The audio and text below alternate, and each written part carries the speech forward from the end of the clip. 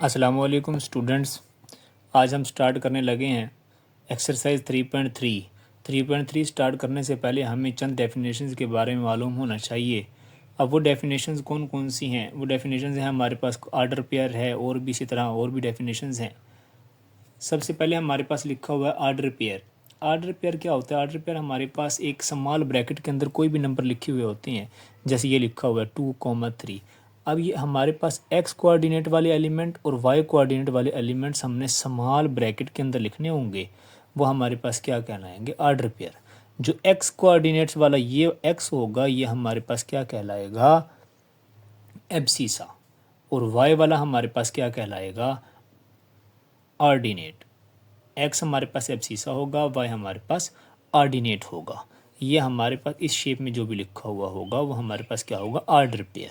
इसी तरह अब हमारे पास आ जाता है कार्टेशियन प्रोडक्ट। कार्टेशियन प्रोडक्ट हमारे पास क्या होता है? अब नाम हमारे यहाँ से पता चला, प्रोडक्ट का मतलब मल्टीप्लाई। अब हमने क्या लेना? कोई दो सेट हमने ले लेने, दो सेट्स को आपस में मल्टीप्लाई करवाओ।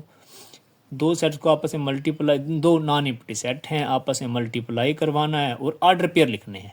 आर्डर पेयर ऐसे लिखने हैं कि अब आपने एक्स, अब जैसे ए और बी को मैं मल्टीप्लाई करवाता हूँ, ए और बी को, एक्स आपने लेना है ए से और वाई आपने लेना है बी से, ऐसे मल्टीप्लाई होगी। जैसे एग्जाम्पल से हमें ज़्यादा समझ में आ जाता है। हमारे पास फॉर एग्जाम्पल हमारे पास लिखा हुआ ए इज़ इक्वल टू 1 2 3 और बी हमारे पास है ए और बी। अब इसमें हमने ए मल्टीप्लाई बाय बी कराना है। ए हम पहले क्या करेंगे? पहले इस 1 को मल्टीप्लाई करवाएंगे ए के साथ, फिर 1 को मल्टीप्लाई करवाएंगे बी के साथ, फिर यहाँ से 2a, फिर 2b, इसी तरह 3a 3b। ये हमारे पास एक कार्टेशियन प्रोडक्ट बन जाएगा, ए मल्टीप्लाई बाय बी। हमने क्या करना होगा? इन दोनों को आपस में मल्टीप्लाई करने का ये तरीका होगा। अब इसी तरह हमारे पास नेक्स्ट डेफिनेशन है हमारे पास बाइनरी रिलेशन की। नेक्स्ट हमारे पास डेफिनेशन है बाइनरी रिलेशन। बाइनरी रिलेशन हमारे पास क्या है? रिलेशन हम कहते हैं किसी ताल्लुक को, बाइनरी कहते हैं, बाई का मतलब होता है दो, ठीक है ना। अब किसी दो सेटों को आप मल्टीप्लाई करवा कर उनका जो सबसेट निकाला जाएगा, मतलब क्या है?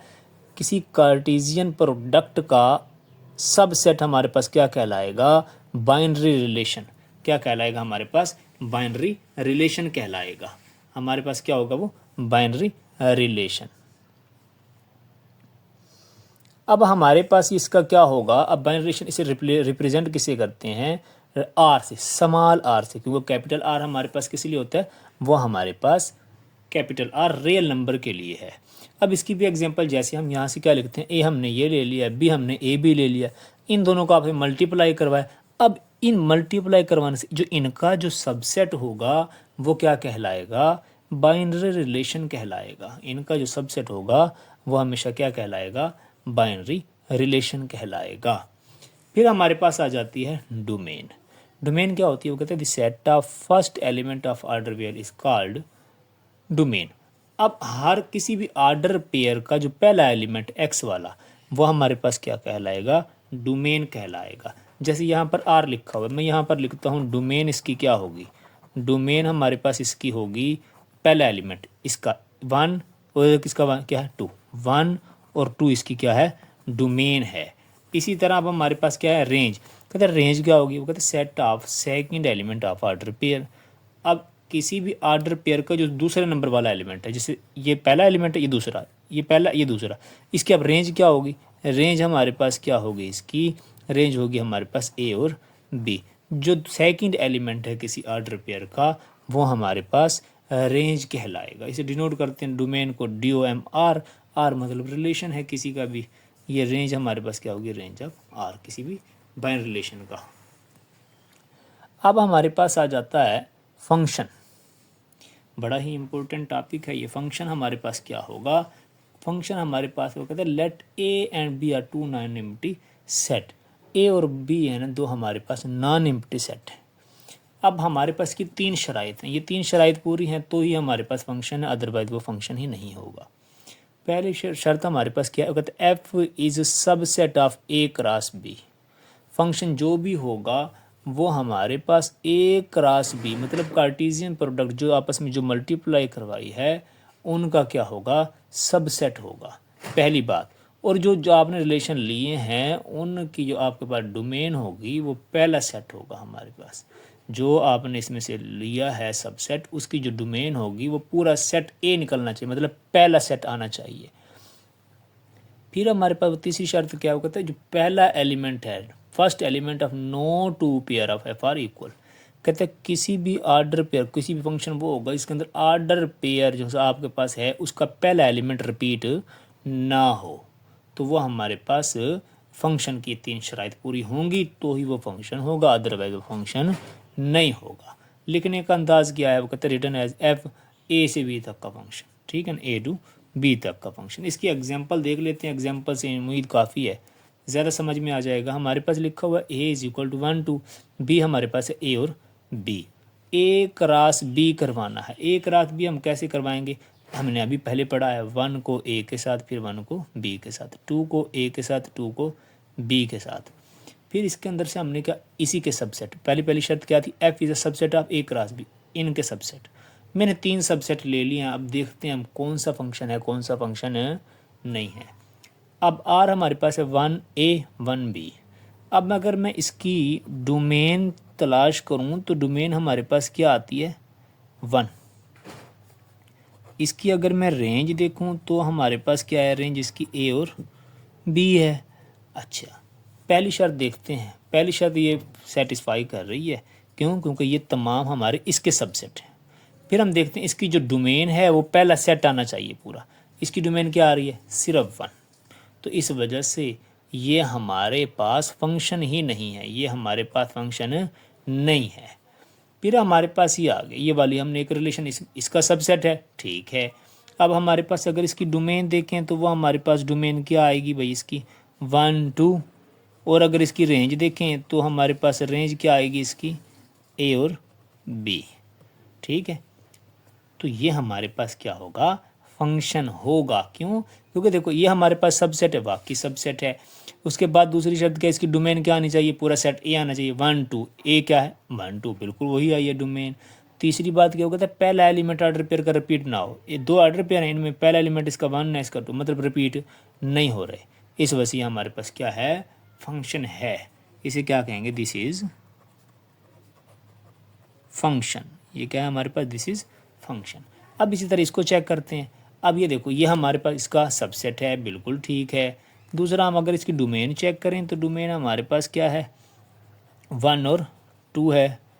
तीसरी बात हमारे पास इसकी क्या है, रेंज, रेंज हमारे पास इसकी क्या आती है, वो आ रही है ए सिर्फ, ठीक है। अब हमारे पास ये देखो पहली शर्त क्या है हमारे पास, कि इसका सबसेट बिल्कुल ठीक है, इसका सबसेट भी है। दूसरी बात डोमेन इसकी ए आनी चाहिए, मतलब जो ए वाले हैं पहला सेट है उसकी है, बिल्कुल ठीक है, डोमेन भी वही आ रही है। तीसरी बात क्या, पहला एलिमेंट रिपीट ना हो, पहला एलिमेंट रिपीट भी नहीं हो रहा। अब कुछ बच्चों के दिमाग में आ रहा होगा, सर इसका दूसरा एलिमेंट तो रिपीट हो रहा है ना। बेटे दूसरे का कोई मसला नहीं, रिपीट होता है होने दो, आपका पहले वाले जो एलिमेंट है ना, जो ये पहले एलिमेंट, ये रिपीट ना हो। अगर ये रिपीट हो रहे हैं तो समझो फिर ये हमारे पास फंक्शन ही नहीं है। ये हमारे पास क्या है, अब दिस इज़ फंक्शन। ये क्या है हमारे पास, अब फंक्शन है। ये हमारे पास फंक्शन की डेफिनेशन है। फंक्शन की अब इसी तरह हम अब क्या पढ़ेंगे, टाइप्स। फंक्शन की टाइप्स भी हैं हमारे पास, वो टाइप्स देखते हैं हम। टाइप्स हमारे पास इसकी हैं, इनटू फंक्शन। सबसे पहली टाइप क्या है, इनटू फंक्शन क्या है हमारे पास, एक इनटू फंक्शन। कहता है अगर फंक्शन ए से बी ऐसा हो कि उसकी जो रेंज आए वो जो सेट बी है उसके बराबर ना हो, तो वो क्या कहलाएगा, इनटू फंक्शन कहलाएगा। बड़ी आसान डेफिनेशन मैंने इसकी लिख दी है। अब क्या है, अगर फंक्शन है आपके पास ए से बी तक, ऐसा हो कि जो उसकी रेंज है जो वो पूरा बी सेट है उस जैसी ना आए, उसके बराबर ना आए, तो वह हमारे पास क्या होगा, इनटू फंक्शन होगा। अब ए हमने ये ले लिया एग्जाम्पल के तौर पर, बी ये, इन्हें आपस में मल्टीप्लाई करवाया। अब रिलेशन हमने एक ऐसा लिया 1a 2a। अब इसमें हमारे पास रेंज क्या आ रही है, सिर्फ ए आ रही है, वो पूरे सेट बी के बराबर नहीं है, जिस वजह से हमारे पास ये क्या होगा, जो ये रिलेशन है तो ये हमारे पास इनटू फंक्शन है। ये क्या होगा हमारे पास, इनटू फंक्शन है। अब इसी तरह इनटू के बाद हमारे पास आ जाता है 1 to 1 या इंजेक्टिव। 1 to 1 पेपरों में वो बच्चों को 1 to 1 भी दे देता है, अगर नहीं देता तो वो आपके पास कंफ्यूज करने के लिए बच्चों क्या पूछ रहे थे, डिफाइन इंजेक्टिव फंक्शन, ठीक है ना। इंजेक्टिव और 1 to 1 एक ही है, दो नाम है इसके।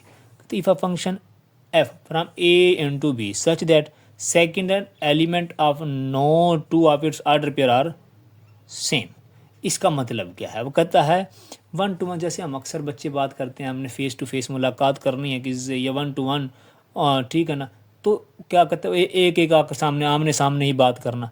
वो कहते हैं अगर इसका एक यहाँ से आ रहा है तो इसका एक ही सामने से आए, ठीक है ना, ये ना हो इसका दूसरा एलिमेंट बार बार ना आता रहे, इसका एक है, इसका इसके साथ मिला दो, इसको इसके साथ, दूसरे को इस दूसरे के साथ, तो ये हमारे पास क्या बन जाएगा, ये हमारे पास वो रिलेशन होगा जो क्या कहलाएगा, 1 to 1 फंक्शन कहलाएगा। 1a 1b 2a 2b, तो ये हमारे पास रिलेशन क्या होगा 1a, और ये 2b हमारे पास कौन सा फंक्शन होगा, 1 to 1 फंक्शन कहलाएगा।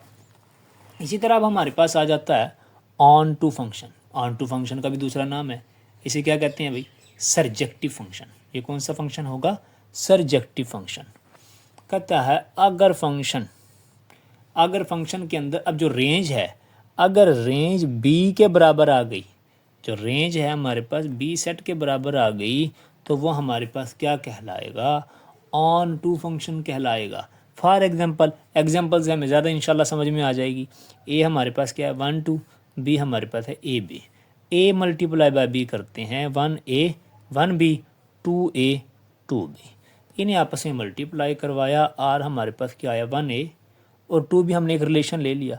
अब इसके अंदर रेंज हमारे पास क्या आ रही है, a और b, तो ये अब हमारे पास क्या होगी, रेंज हमारे पास पूरा b आ गया, तो ये हमारे पास कौन सा फंक्शन है, ऑन टू फंक्शन है। बिल्कुल इसी तरह आगे एक्सरसाइज में सवाल भी आएंगे, इसलिए वो एक्सरसाइज करने से पहले मैं समझता हूँ बच्चों को पहले ये आनी चाहिए, ये आएगी तो एक्सरसाइज आएगी, वरना वही सिस्टम रट्टे वाला, रट्टे लगा लो, तो उससे बेहतर है इंसान पहले समझ ले, आपके आगे भी काम आएगी इंशाल्लाह। फिर हमारे पास आ जाता है बाईजेक्टिव फंक्शन। कहता है a function from a to b set two by, by कहते हैं दो, बाईजेक्टिव फंक्शन जब होगा जब दोनों होंगे 1 to 1 भी और ऑन टू भी, 1 to 1 भी हो ऑन टू भी होगा फंक्शन, तो वो क्या कहलाएगा, बाईजेक्टिव कहलाएगा। फॉर एग्जांपल ए हमारे पास क्या 1 2 है, बी हमारे पास ए बी है, ये हमने एक क्रॉस बी करवाया, हमने रिलेशन लिया 1a 2b। अब इसके अंदर हमारे पास रेंज हमारे पास क्या आती है, इसकी रेंज आती है हमारे पास ए बी। अब ए बी है वो किस सेट बी के बराबर है, तो ये क्या रिप्रेजेंट कर रहा है, ये हमारे पास ऑन टू है। अब इसका देखो, इसका पहला, इसका दूसरा, तो इसका दूसरा, आपस में 1 1 मुलाकात हो रही है दोनों की, हैं, तो ये हमारे पास 1 to 1 भी हो गया। इस वजह से हम क्या कहेंगे कि ये हमारे पास क्या है, बाईजेक्टिव फंक्शन है। क्या ये हमारे पास बाईजेक्टिव फंक्शन होगा हमारे पास, ठीक है। अब हमारे पास एक्सरसाइज की तरफ इंशाल्लाह अब हम चलते हैं। एक्सरसाइज करने से बाद बल्कि एक और दो डेफिनेशन रह रही हैं हमारी, वो हमारे पास क्या है, कहते हैं एक लीनियर फंक्शन है, एक हमारे पास क्या है, क्वाड्रेटिक फंक्शन। लीनियर किसे कहते हैं, लीनियर हमारे पास क्या होगी, वो कहता है फंक्शन, ऐसा फंक्शन जो हमारे पास किस शक्ल में हो, y बराबर है mx प्लस c, मतलब जो लीनियर फॉर्म है जिसके अंदर जो ये वेरिएबल है इसकी कोई पावर ना हो, अकेला सिंगल लिखा हुआ हो। जैसे हमारे पास f(x) 2x + 1 है, f(x) =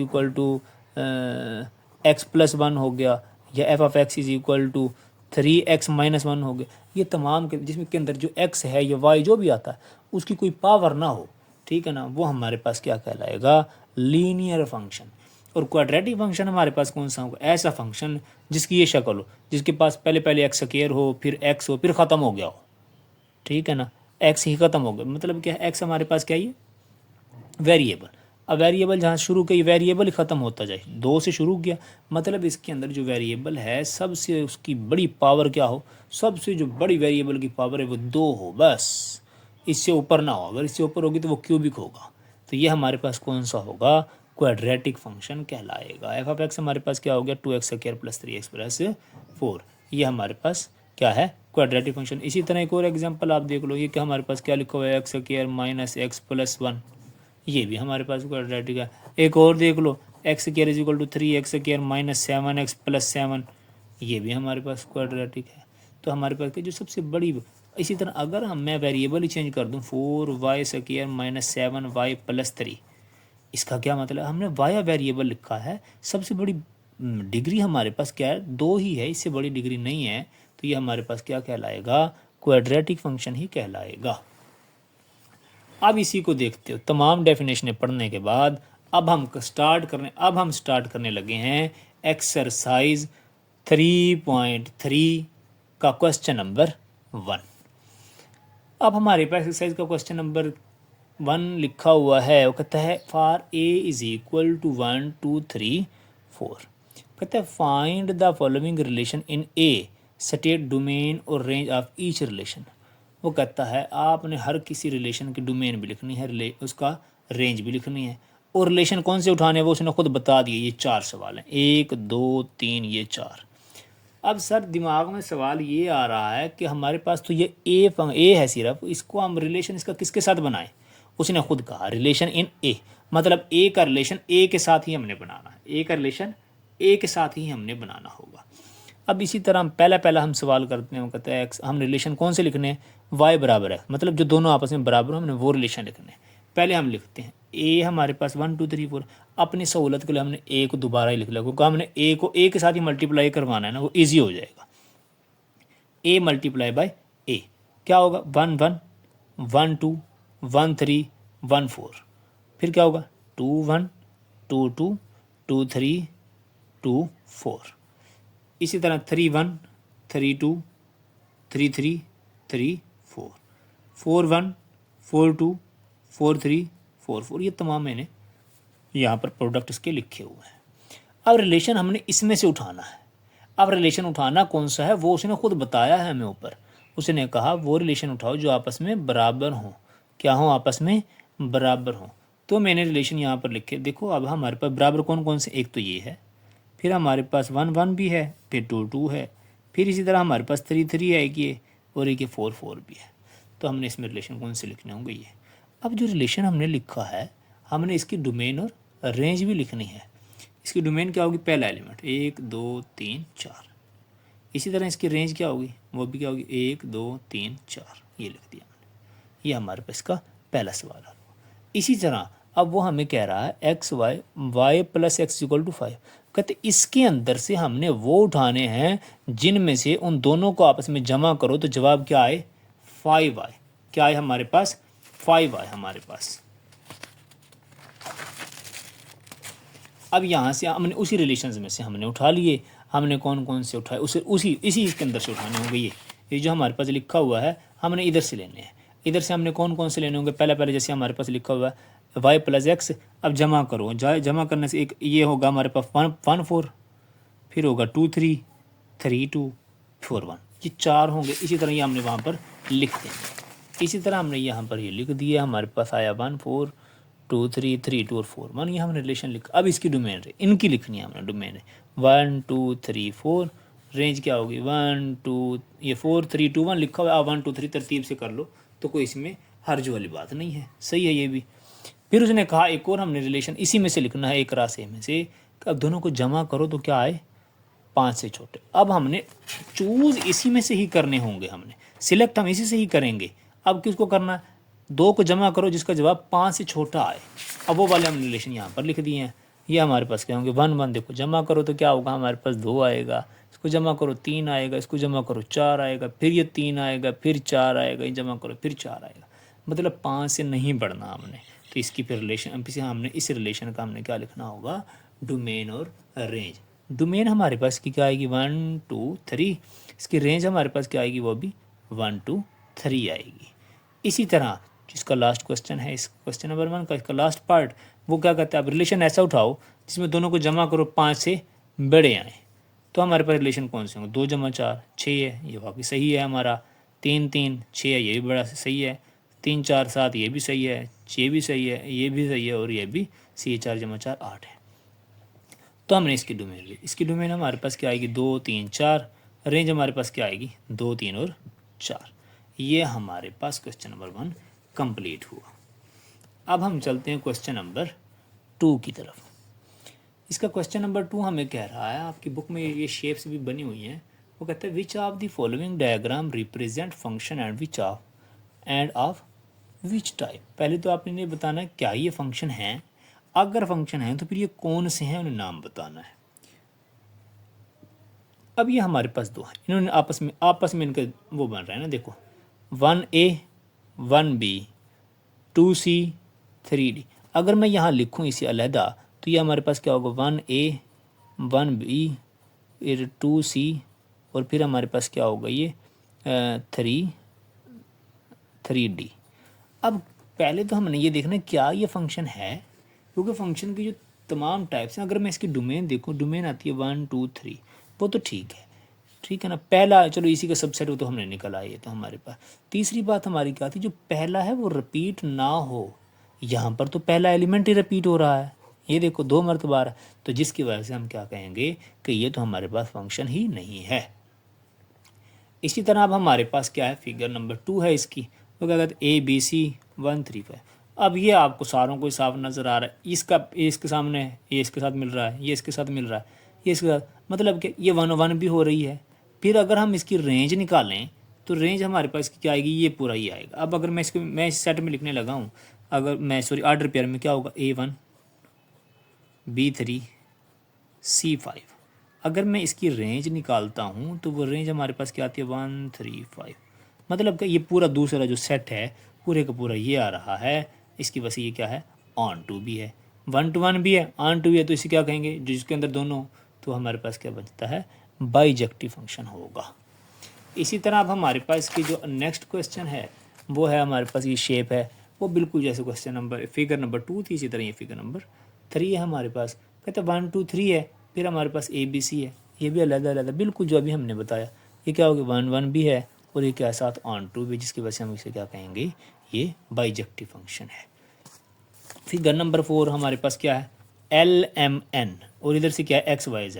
अगर मैं इसे ऑर्डर पेयर में लिखूँ तो ये हमारे पास है LX, फिर हमारे पास है MX, फिर हमारे पास है NZ।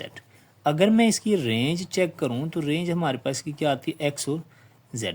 मतलब क्या है, ये जो दूसरा सेट है इसे मैं अगर B का नाम दे दूं, ये A का नाम इसे दे दूं, तो मतलब ये B के बराबर नहीं है, जिसकी वजह से हमारे पास क्या होगा, इन टू फंक्शन होगा। ये हमारे पास कौन सा होगा, इन टू फंक्शन कहलाएगा। इसी तरह अब साथ हम करते हैं क्वेश्चन नंबर 3 इसका। क्वेश्चन नंबर 3 हमारे पास लिखा हुआ कहता है if g of x is equal to g वाला जी ऑफ एक्स भी उसने बता दिया, एच ऑफ एक्स भी उसने हमें बता दिया। तो अब हमने क्या फाइंड, वो कहते हैं फाइंड करो। अब क्या करना है हमने फाइंड, जी ऑफ ज़ीरो। सबसे पहले क्या फाइंड करना है हमने, जी ऑफ ज़ीरो। हम क्या पुट करेंगे, एक्स की जगह पर ज़ीरो।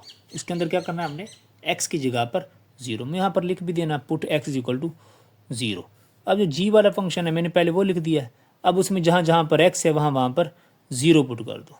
3 एक्स की जगह पर ज़ीरो, 3 मल्टीप्लाई बाय ज़ीरो, 0 + 2 हमारे पास क्या आ जाएगा, 2 ही आएगा। जी ऑफ ज़ीरो हमारे पास क्या बना, 2 बना।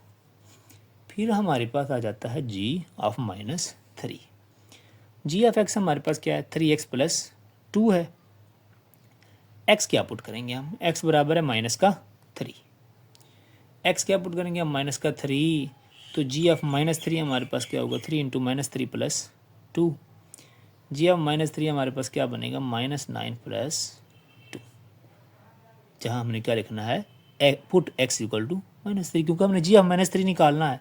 x की जगह पर -3 लगाया, -9 + 2, ये हमारे पास क्या बना, -7 इसका आंसर होगा। नेक्स्ट हमारे पास है जी ऑफ 2/3 कि जहाँ पर x है वहाँ पर क्या आ जाना है, 2/3। Put x equal to 2/3। G of 2/3 हमारे पास क्या होगा, 3 × 2/3। 3 के साथ 3 कैंसिल, ये क्या बचा हमारे पास 2, 2 + 2 हमारे पास क्या होगा 4, 4 इसका आंसर होगा। नेक्स्ट हमारे पास है h ऑफ 1। अब हमारे पास फंक्शन ऑफ h हमें दिया हुआ है, h ऑफ x वो क्या है, x² + 1। तो हम क्या करेंगे, put x is equal to 1, क्योंकि h1 पूछ रहा है, वो 1 की जगह 1 का स्क्वायर + 1, ये हमारे पास क्या होगा 2। h -4 मतलब क्या है, h की जगह पर हमने क्या पुट करना होगा, -4 लिखेंगे यहाँ पर। Put x is equal to -4, h -4, यह क्या होगा, -4 का स्क्वायर + 1। -4 का स्क्वायर हमारे पास क्या आएगा, प्लस का 16, क्योंकि ये माइनस है, इसे एब्जॉर्ब करेगा स्क्वायर। जब भी पावर इवन होगी तो माइनस एब्जॉर्ब होगा, पावर 2 है, इवन है, इस वजह से एब्जॉर्ब हो गया। 16 + 1, ये अब हमारे पास क्या हो गया, 17 इसका आंसर होगा। अब हमारे पास क्या है, अगला इसका क्वेश्चन है, वो कहता है h -1/2।